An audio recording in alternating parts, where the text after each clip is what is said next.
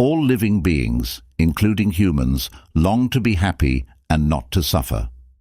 Whether we are rich or poor, educated or uneducated, regardless of our background, religion, and so on, ultimately, each of us only wants the best for ourselves.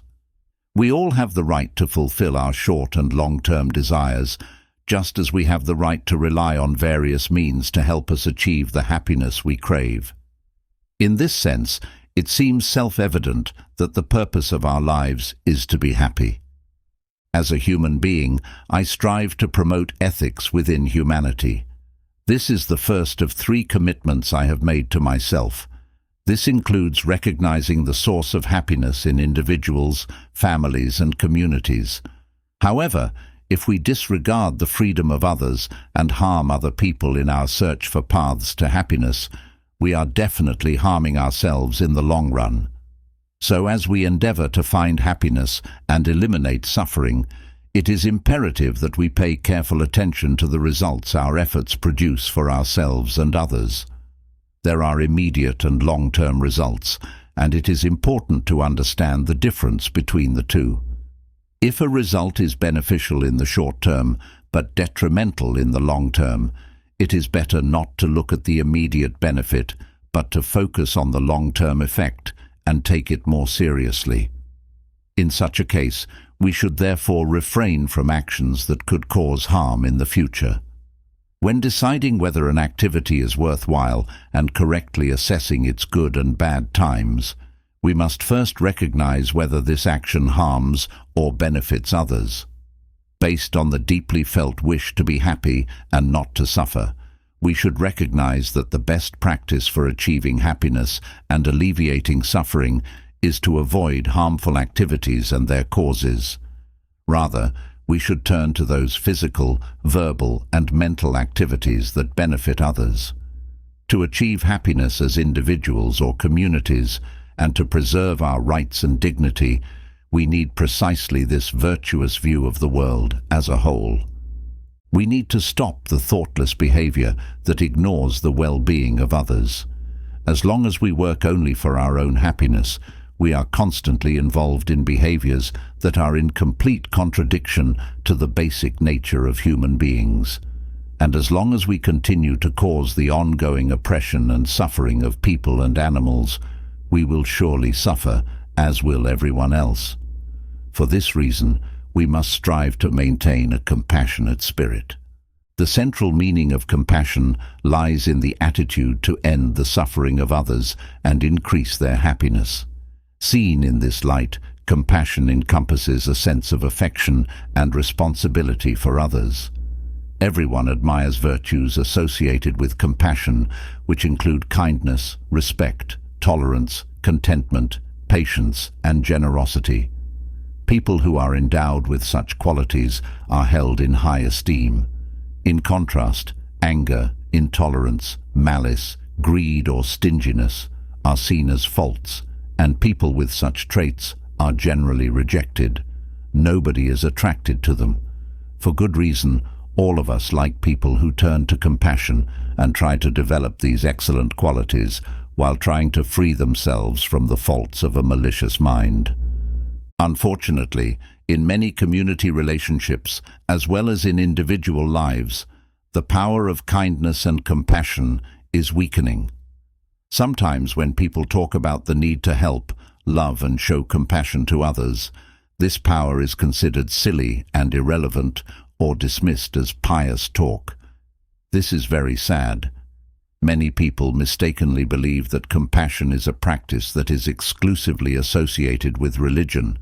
In fact, while compassion is an indispensable element of ethical behavior, as practiced in all major religious traditions, compassion as such is not a religious value. So when we talk about the importance of good attitudes such as compassion or tolerance, it would be wrong to regard them as religious principles, because no one, whether they belong to a religion or not, can afford to do without compassion or affection. Why is this so? Because kindness and compassion are the most important qualities we need to live. A good spirit full of love and compassion is indispensable for people. Experience shows us that this is the truth. The main forces that destroy compassion are anger and hatred. These are strong feelings that occasionally gain the upper hand within us, but we have the ability to overcome them. At no time is it correct to say that we lack the strength to start this practice here and now, or that we cannot make progress in it. When we occupy a firm mental base, neither external pressure nor internal emotions, such as jealousy and anger, can have a negative influence on us. We should think hard about whether anger or jealousy are values we should hold on to. Sometimes, when our spirit loses strength, it seems that anger gives us self-confidence and decisiveness. But if we look more carefully, we realize that anger robs our brain of its most important ability, the ability to think rationally. Anger awakens a blind emotion that prevents us from determining whether the result of our actions will be good or not. The power of anger is not to be trusted. Anger tempts us to behave like a madman and do things that only cause pain to ourselves and others. What we need is a state of mind that is as great or even greater than anger. Such a state can calm our mind, and it can be developed. Such an ability comes not only from a compassionate mind, but also from reflection and patience. All three are powerful tools against anger. When we say that it is important to develop love and compassion, and that we need these qualities, it does not mean that we should back down in confrontation with those who want to harm us without doing anything. In today's society, where competition is everywhere, there are many opportunities to persistently stand our ground. Moreover, motivated by love and kindness alone, combined with a compassionate point of view and a sense of the benefit of others, we can even be really stubborn in practice when necessary, and that is a perfectly good perspective. But where do love and compassion come from? How do they arise and how do they develop? Generally speaking, as long as the human spirit exists, there is also the seed of compassion. Even at birth, the seed of compassion is part of our spirit. Moreover, compassion is the strongest state of mind of all. It is of utmost importance to recognize this fundamental potential of love and compassion that is inherent in all of us, and to find out how we can develop it. If we think about it carefully, we discover the heavy responsibility that is attached to all our physical, verbal, and mental activities. Many people believe that compassion only benefits others, but not themselves. This is a big mistake. When we cultivate a good spirit and help others, the benefit to ourselves depends on many powerful conditions. Some of them we may not even be able to imagine, and the benefits may not always be immediate. But whenever we make the right decision between a good and a bad attitude, at some point there will be an immediate benefit for us. There is no doubt about that. Through compassion, we definitely create the conditions that give rise to immediate, tangible happiness. Just as we receive love and affection, we should definitely pass it on to others. When we have compassion or overt kindness in our mind, it is like opening the door of our mind. All narrow-minded, selfish thoughts disappear. Compassion strengthens our mind by reducing fear, promoting self-confidence, doubt, and irrational thinking will diminish, and our mind will relax in being with others. We will feel connectedness, and our lives will be filled with meaning and purpose. Compassion gives us peace of mind in difficult times. Modern science has found that we promote our own happiness when we take responsibility for others. To the same extent that we develop an attitude of working for the benefit of others, we experience genuine happiness. Since our happiness is completely dependent on other people, good relationships with others are absolutely essential. Even if we look at it selfishly, to achieve this, we need genuine kindness in our social relationships, free from envy and malice.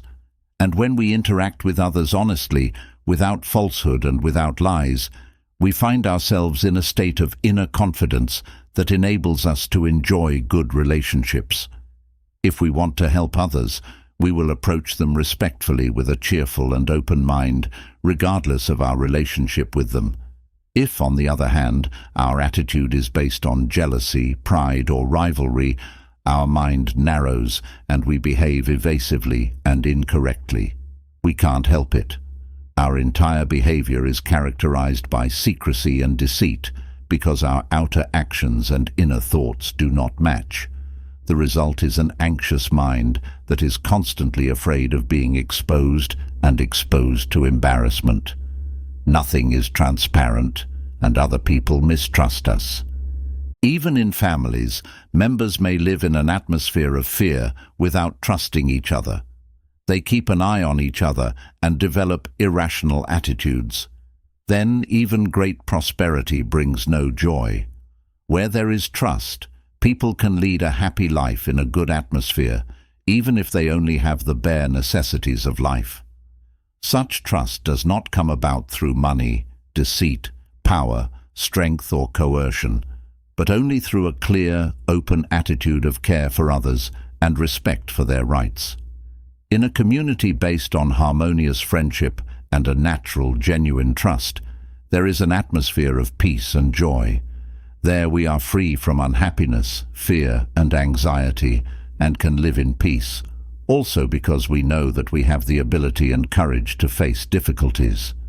This is not only true in difficult, sorrowful times, but at all times.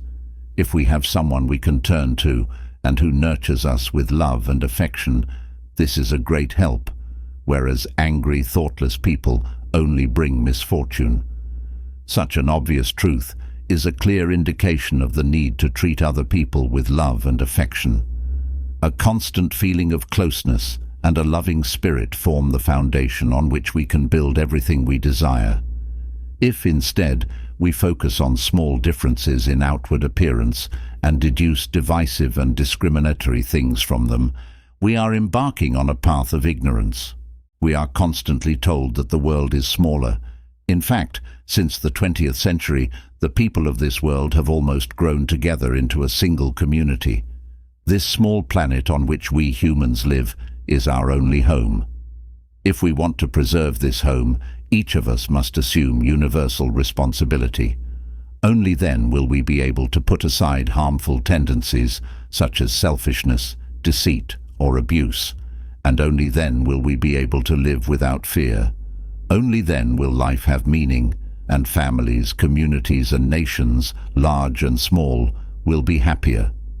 The key to all of this is the development of compassion.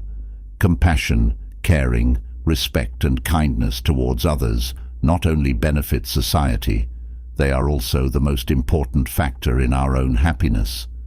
We can all strive to become good people with a good spirit.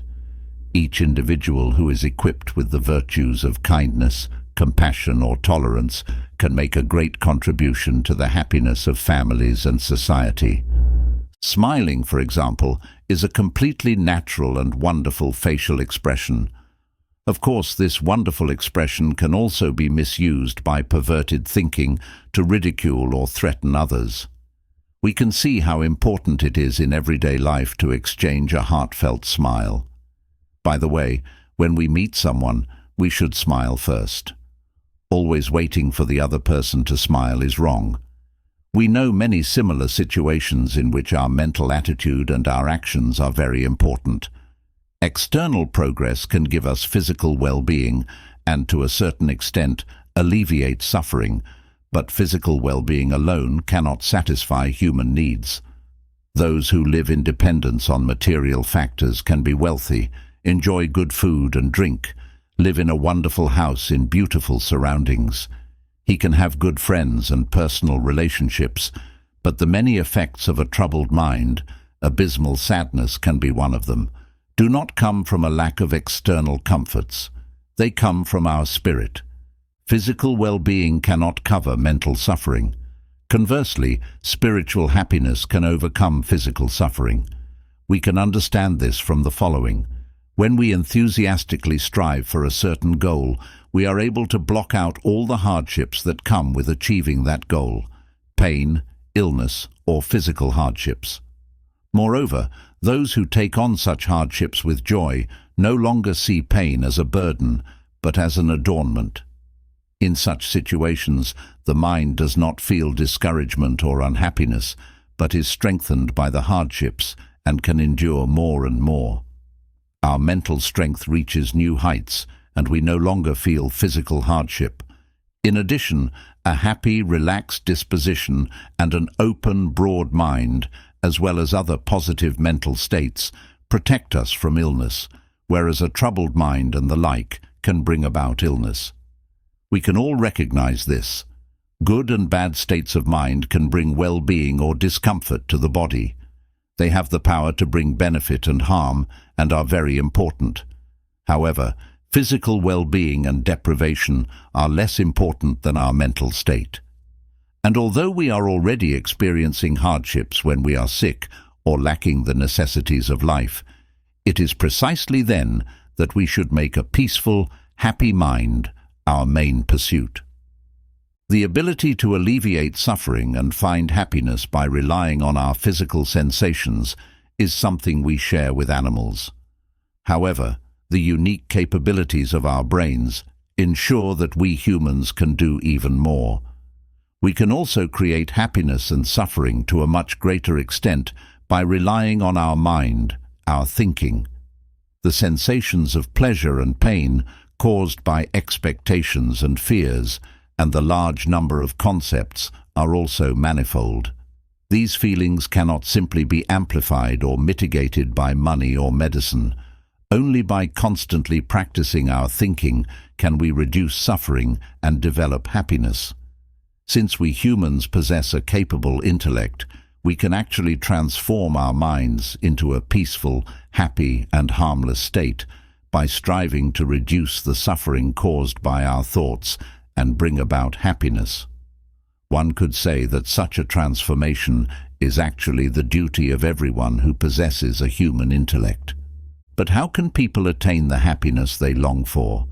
This requires some explanation of the underlying philosophy behind what has been said so far. The desire to increase our sense of happiness and free ourselves from unhappiness is quite natural. No logical proof is needed to understand this, nor is it limited to humans. Even ants know it. Furthermore, the emergence of feelings of happiness or suffering is linked to the idea of I. On this basis, the longing for a feeling of happiness and a rejection of suffering arises quite naturally. We can analyze these feelings of happiness and suffering in more detail. Pleasant feelings, for example, seem desirable to the mind. They are evoked by the five senses. The eyes see a beautiful shape, the ears hear pleasant sounds, the nose perceives a lovely aroma, the tongue tastes something delicious, the body experiences sensations of softness. All of these are pleasant physical sensations. However, the five senses can also evoke unpleasant sensations or suffering that the mind rejects. Suffering caused by illness is also based on bodily sensations. Happy sensations caused by sensory perceptions do not bring us lasting satisfaction. Above all, we need a happy mind. True happiness takes place in the mind and is not dependent on sensory perceptions. One can accumulate wonderful conditions for pleasant physical sensations, but there is no guarantee that they will help overcome mental suffering. For example, I know a person who is educated, whose material needs are met, and who has a fortune of millions. He doesn't have to worry about food and supplies. He is highly respected, his professional situation is excellent, and yet he says of himself that he is absolutely miserable. And I often meet rich people who feel the same way. Mental suffering is caused by our concepts. For example, suffering is perceived as happiness and the fleeting as permanent. Such false concepts, which have nothing to do with reality, lead to hopes and expectations, which in turn give rise to worry and fear and other difficult emotions.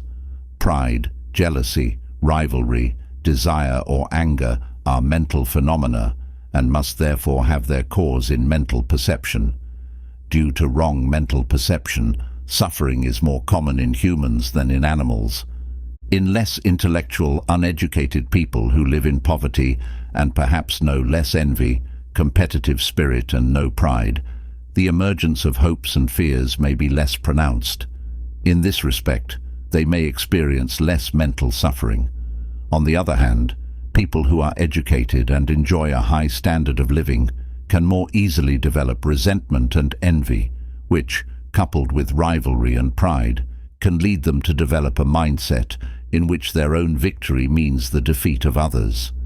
This can lead to the power of the intellect being abused and their mental suffering being exacerbated. The search for a cure for these sufferings that arise from the intellect and mental perception must take place where the sufferings arise, in the mind.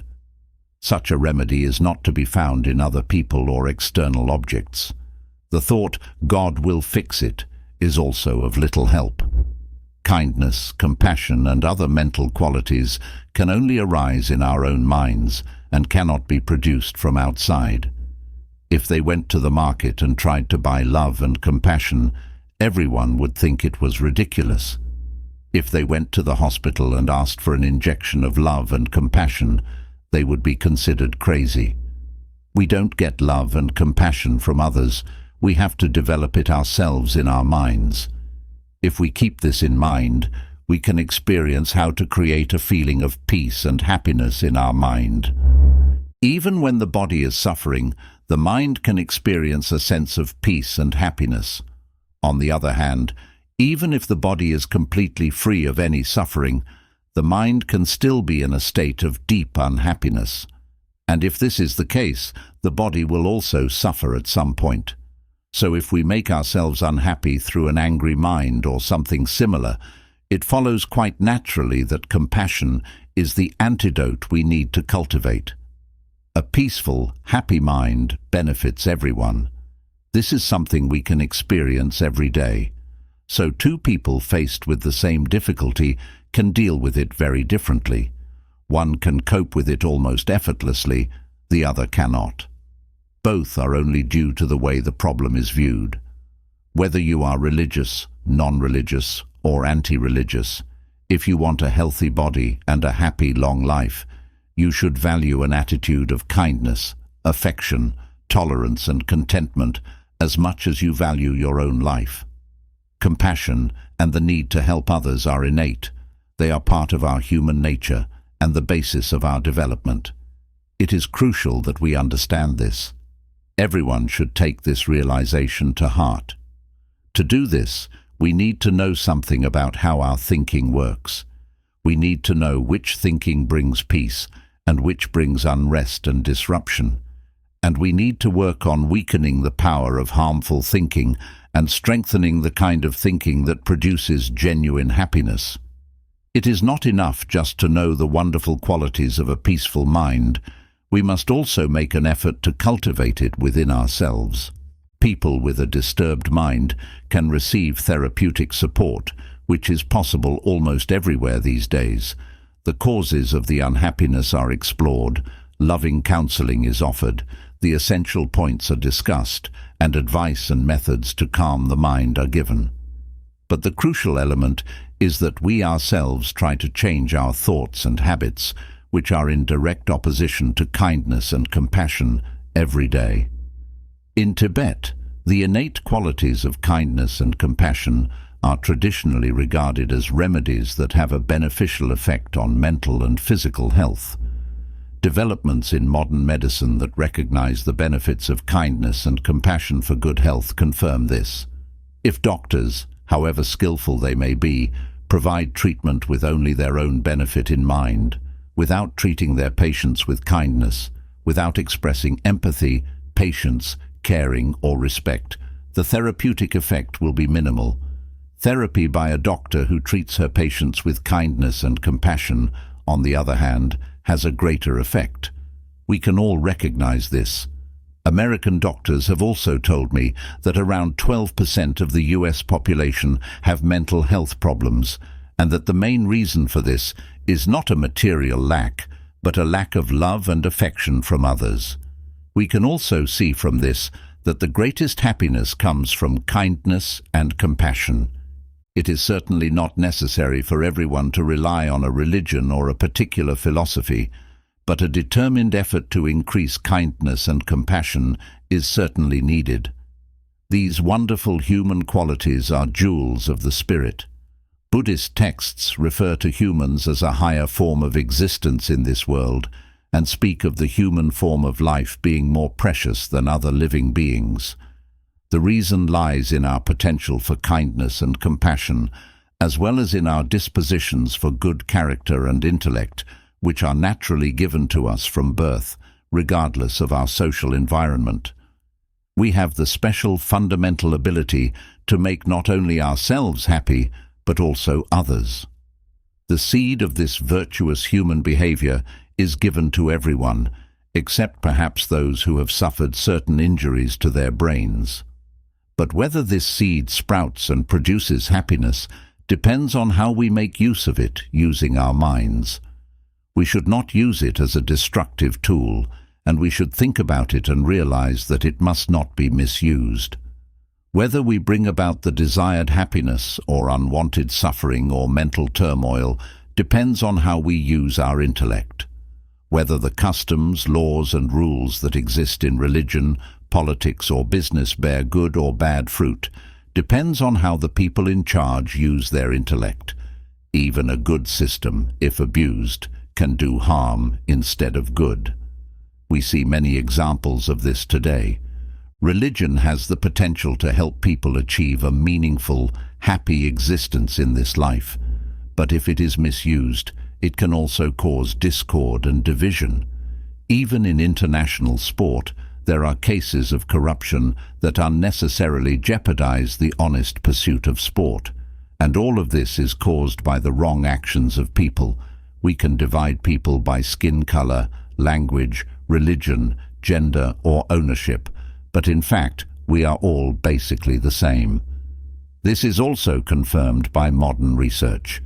In short, relationships between spouses, friends, people who live together, communities, and even entire countries are essentially dependent on kindness and compassion, on the strength or lack of dislike, on an interest in harming or benefiting others, and on a sense of responsibility that puts the well-being of others before one's own. States of mind such as hostility and distrust are signs of an abuse of the intellect. They have neither value nor good qualities. They destroy any decent and ethical way of life and are the main reason why others abuse us. When ethical qualities fall, shabby and opportunistic behaviors such as corruption, exploitation, intimidation, and fraud automatically arise. Even if all this is forbidden by the laws of the respective country or the prevailing religion, there is no doubt that such a development causes great difficulties for the community. Therefore, the thoughts and actions of individuals are directly related to the well-being of the community. Catastrophic phenomena of perverted human behavior and action, however they may come about, then lead to even greater misfortune, such as war. In light of this realization, we must go deep and persevere in the need to strive for a future that is better than that of animals, and in which we can live meaningful lives with short and long-term well-being. Again, the essential methods that can help us to work for the good of others lie in the excellent qualities of kindness and compassion. They are a fundamental nature inherent in human beings. Fostering them is a very important responsibility. This is how I see the world. The human intellect and the compassionate mind work well together, but when all power is concentrated in the intellect and the connection to the compassionate mind is lost, both become unbalanced, and all sorts of misfortunes and tragedies can occur as a result. If we can eliminate faults and develop good qualities, we will undoubtedly be able to initiate many positive changes in our lives. We need to expand the precious mind endowed with kindness and compassion in various ways. This is not easy, but there is no other way to a better life and happiness for us and all people in the present and in the future. In the long run, those who have a compassionate mind will be happy. Unhealthy traits such as pride, anger, or jealousy may bring short-term gain, but in the end, they all lead to a growing sense of dissatisfaction. Kindness is in short supply in today's society. We live under the influence of mental poisons such as anger and desire, which arise from self-centered thinking. This in turn produces a lack of honesty and understanding of the nature of reality and encourages thinking that leads us to commit unwholesome acts. As a result, we lack contentment and tolerance. The direct effect of these wrong thoughts and actions is a separation of our thoughts and actions from our innate spirit of love and compassion, and this causes most of the difficulties and problems in the world today. This is not only about man-made problems such as wars, but about difficulties on all possible levels, from the individual to whole groups, to the country and the international community. In addition, there are natural events such as epidemics and external disasters that are difficult to prevent or deal with if we are not prepared for them. What is the root cause of all these situations? One might think that the excessive focus on rapid material growth plays a decisive role in this century. As long as we only strive for material wealth, we hardly pay attention to the real foundations of human happiness, such as kindness, affection, compassion, and living in harmony. If we see no benefit in connecting with another individual or a particular organization, then we are simply not interested in that connection. Such an attitude is wrong, and such action is far from the common good. We can see from our own experience that the problems just mentioned arise from this. The skills that education can give us are not enough to deal with these problems, nor are the problems all karmic, a subject taught in Buddhism and elsewhere. An educated intellect can itself become the cause of problems. There are also educated people who suffer from anxiety, get lost in their thinking loops, and lose their self-confidence. And there are people who can see how problems arise and how they could be overcome, but who remain indifferent. These people can be educated and have a highly specialized intellect and still pursue goals that can lead to negative outcomes or dangerous ventures. Education and intellect alone are no guarantee of a positive outcome. The ways in which a human intellect driven by hatred and resentment can misuse modern technology was demonstrated in the horrific attacks in the United States on September 11, 2001. Promoting intellect and education alone will not provide the answers that could prevent such tragedies. Other human qualities are needed for this. It is about responding to the needs of others with affection and compassion, not to the exclusion of animals. When we realize how important and necessary it is to care for the well-being of society as a whole, the natural environment and the health of all of us, it has a direct impact on our own happiness. We must recognize the importance of this responsibility. We should learn from the mistakes of the past, which were always made when innate human values were not recognized, and we should ensure that these mistakes are not made again and again. The younger generation in particular must therefore fully understand that these mistakes are the result of wrong thinking and wrong actions. They should be prepared to face up to them and avoid them in the future. At this point, something important needs to be clarified. The thought, "I am constantly thinking about my ego, it is a delusion, and therefore must be completely destroyed," is wrong thinking. Just as there are two types of desire, there are also two ways in which we perceive the self. One way of thinking, I, ignores the rights of others or considers them insignificant, while this I considers itself more important than others.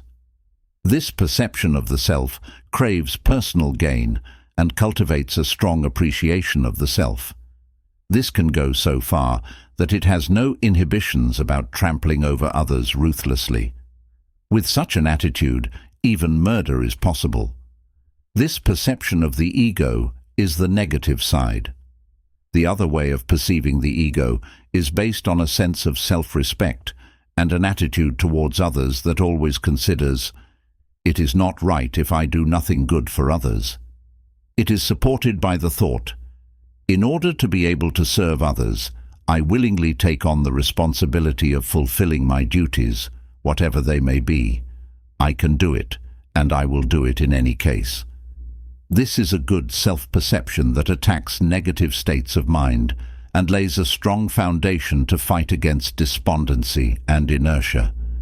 It enables us to develop self-confidence, courage, and self-awareness, and to achieve great things with its help. This second way of perceiving the self is the perception of the bodhisattvas as described in Buddhist texts. It is the way of thinking, "I can do something for the benefit of other living beings." This perception is not only more powerful than the first, it also produces great mental strength in the person who cultivates it. It does not matter whether it takes days, months, years, or even ages to achieve the well-being of the infinite number of sentient beings. Enthusiasm and courage continue to grow. Without this firm perception of the ego, such unshakable perseverance cannot arise. Therefore, this good kind of self-awareness is wonderful, useful, meaningful, and very necessary, and it should definitely be developed. The other kind of self-awareness disregards and neglects the rights of others. It relies on deceit and contempt. Such a perception, which only uses others, is stupid and negative.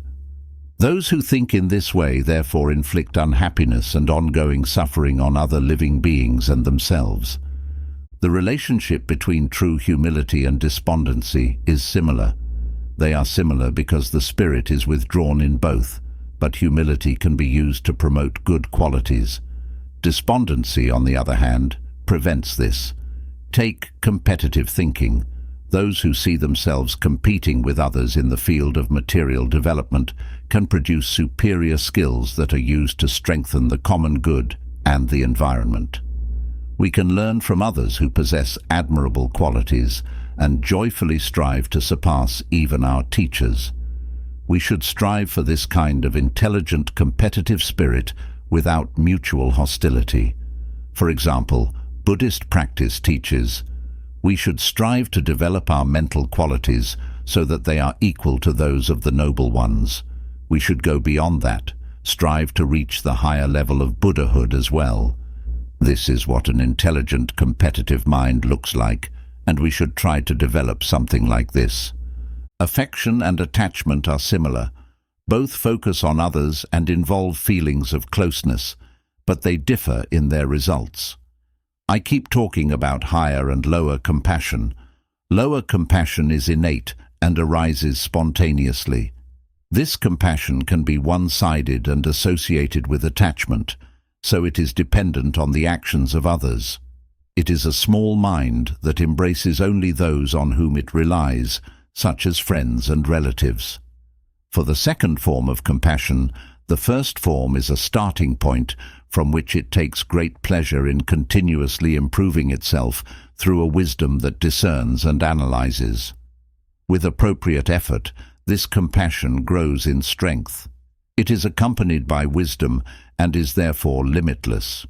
Because it is strong enough to embrace even enemies and not just friends and relatives, it is evidence of a very broad mind. So in the first case we can speak of a limited kindness and compassion, while the second form is boundless. It is important to know the nature of kindness and compassion, as well as the factors that oppose them.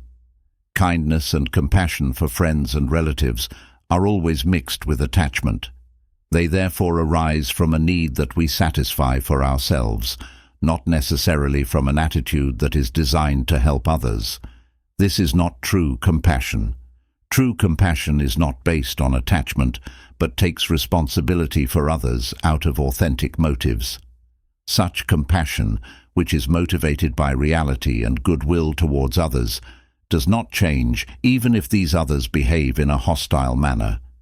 It takes patience and a lot of time to develop such compassion, but we can undoubtedly recognize that we have the ability to do so. Therefore, we should first consider the following. All living beings, whether attractive or not, friendly or fierce, have the same wish to be happy as we do. They do not want to suffer. Moreover, they all have the same right to feel happiness and to be free from suffering. Therefore, there are no real reasons to discriminate here on the basis of attachment or hostility, neither on our part nor on theirs. Even if someone has done something bad to us, we can effortlessly and naturally develop feelings of affection, compassion and kindness if we understand that it is logical to change our thinking. When we internalize this altruistic motivation, which encompasses all living beings, our sense of responsibility for others grows, and out of the aspiration to serve others, we will help them get out of trouble. Such a wonderful aspiration is undoubtedly good and fruitful for us and others, and we should definitely try to achieve it. It is a very good thing to think about compassion, patience and other virtues, but that alone is definitely not enough to make progress.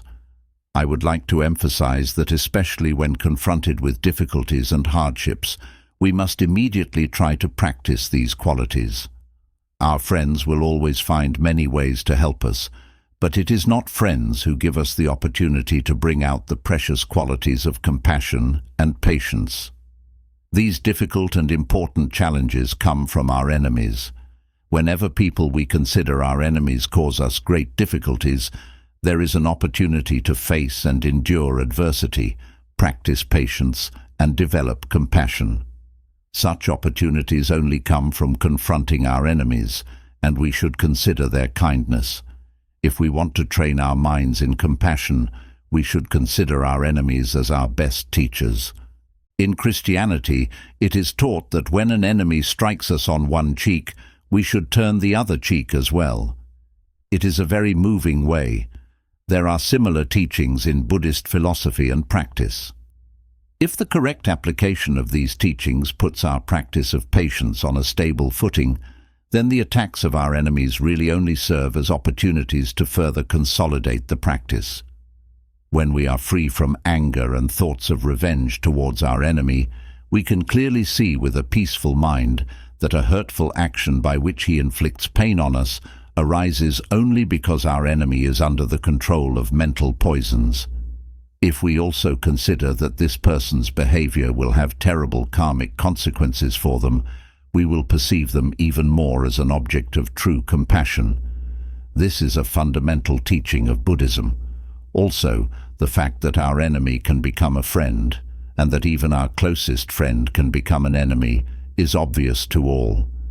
It is the kindness of our enemies that enables us to train our minds in kindness and compassion. They can become the most helpful friends when it comes to increasing our mental peace. Such a change of perception is valuable for society as a whole, as well as for individuals, and at the same time, people we originally think of as enemies actually become friends. Our need and desire for friendship is a good, natural human aspiration. Therefore, if we want to value ourselves, we should develop a strong altruism and cultivate a loving respect for others, with strong empathy for their happiness and suffering. If we do this, we will be happy. Only through kindness and compassion can we find true friendship. Strife, anger, envy, or rivalry can never produce friendship. Wealth and power may bring people together, but we will always doubt whether these foundations are really reliable. And if we are no longer doing so well, we may be left alone. Ultimately, it is better for us to develop our altruism in order to find friends with its help. Individuals display different attitudes and views in human society, and this ultimately results in different economic and political systems. But no matter what differences of opinion arise in such communities, kindness, compassion, and altruism are essential tools for problem solving. This applies to individuals as well as groups and communities from all areas of society. Kindness and compassion form the basis for all good things. our happiness in all walks of life, from infancy at the mother's breast through adolescence, middle age and old age, the security of being able to trust others, whether they are our loved ones or not, even the development of world peace. All of this is based on the existence of kindness and compassion. And so our very common sense must tell us that the possibility of achieving happiness and dispelling suffering can only come from kindness and compassion. I consider the effort to advocate such ethical behavior, which can span the entire world and be detached from religious traditions, to be absolutely achievable and worthwhile. The reason for this is the certainty that human beings have an innate attitude that aims for the good. I firmly believe that it is possible for us to create a solid foundation of values.